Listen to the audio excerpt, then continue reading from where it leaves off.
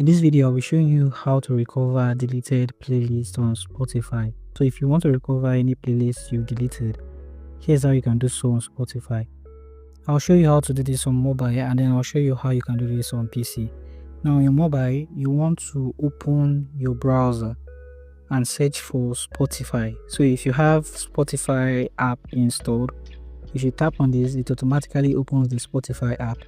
What you want to do is long press on this and open a new tab. You can also tap on login Spotify here.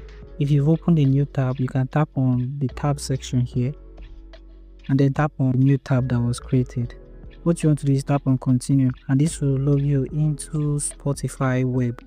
Here you want to tap on the gear icon here and you will see view accounts. Tap on view accounts. This will bring you here. Now while here, Spotify will only help you recover playlists you deleted within the past 90 days.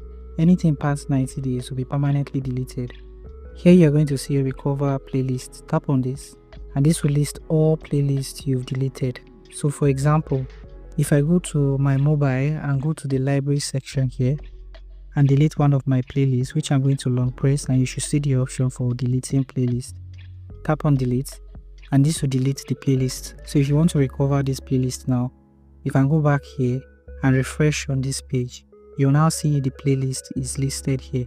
You can go ahead and tap on restore and your playlist will now be restored on Spotify. To do this on Spotify PC, you want to click on your profile on the Spotify app and you're going to see accounts in this section.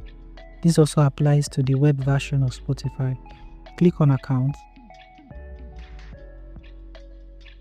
and this will bring you here. Here you want to scroll a little and you see recover playlist.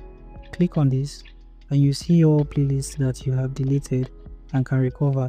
So thank you for watching this video. If you do find this video helpful, feel free to leave a like, subscribe and have the post notification turned on.